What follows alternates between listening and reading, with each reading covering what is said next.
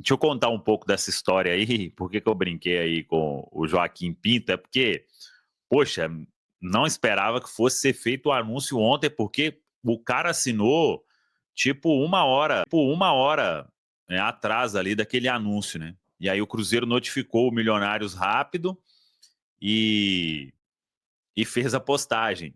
Porque durante esse período aí de janela, a gente, óbvio, né?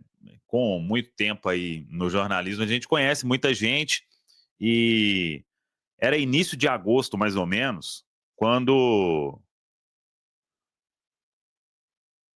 um agente aí do mundo da bola, né? Quando trouxemos a informação, acho que foi do Sinisterra, exato, com o Sinisterra, era dia 12 de agosto. Aí esse agente me chamou e, tem ideia de valores e tal. E eu achei aquilo meio suspeito, né? Ele falou, não, eu preciso de saber aí o que o Cruzeiro está disposto a investir no mercado. E foi conversando, né? Eu falei, mas por que? Se tem algum jogador aí para trazer? Aí ele falou, depois te conto alguma coisa. Aí passou aquilo e eu fiquei com aquilo na cabeça, né? Aí depois ele voltou, falou que estava trabalhando uma questão, mas que não podia vazar nem nada. E, e ontem, foi aniversário desse agente aí que participou da história. E aí eu falei, vamos mandar uma mensagem pro cara, né? Desejando feliz aniversário e tudo. E comentei com ele, falei, quando assinar lá, não esquece de mim, não. Ele falou, não, fica tranquilo. Pô, isso era umas 5:30 da tarde. Jamais, Jogo do Brasil assistindo ali de boa e chega a notificação. Mas ele tinha muito medo, porque como que foi essa história? Deve ter uns 3 meses que ele...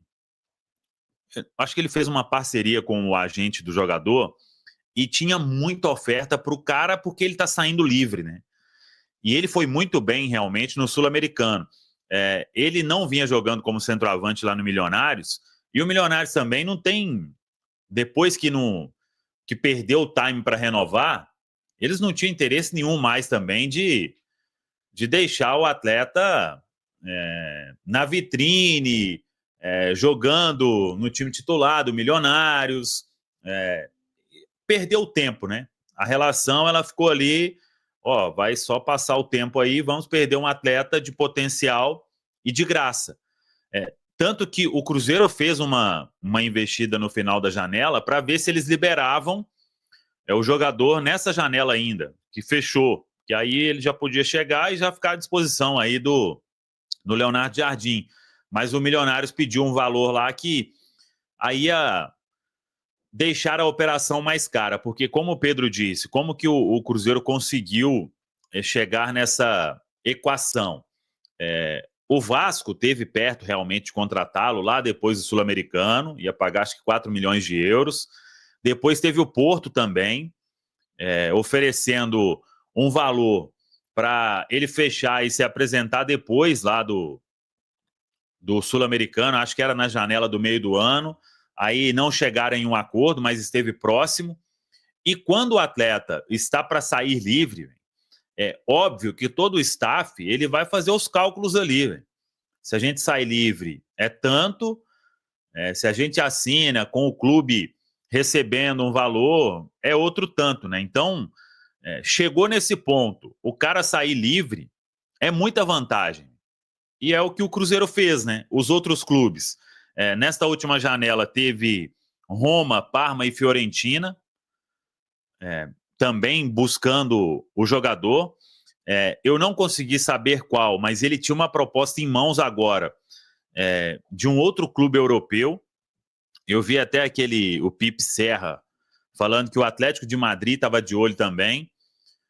Mas o Cruzeiro avançou acertando com o staff, né? E aí, óbvio, né? Quando a gente fala, o jogador vem de graça, não é de graça. O Cruzeiro vai pagar luvas ao atleta, só que você tem a oportunidade de diluir isso ao longo do contrato, né? Então, são 5 anos, o vínculo dele se encerra acho que é dia 24 de novembro, e aí a partir de dezembro ele já é jogador do Cruzeiro, com esse pré-contrato. E tem um outro ponto que eu acho que é muito interessante, o atleta já deve se valorizar sem jogar no Cruzeiro, né? Porque ele está na preparação da Colômbia para o Mundial. E vai disputar aí o Mundial. Então, acho que o Mundial é até meados ali de outubro, né? Eu acho que depois do Mundial, o Milionários não vai utilizá-lo mais, mas ele vai perder ali pouco tempo, vem trabalhando com a seleção sub-20 da Colômbia, e é nome aí no Mundial da categoria.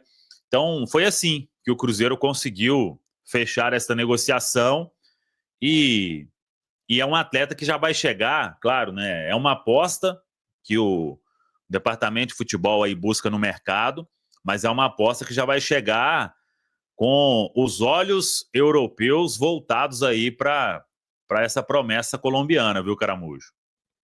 Ô Samuel, e é importante destacar isso, porque às vezes o torcedor pensa assim, jogador veio de graça, porque o Cruzeiro não pagou o clube.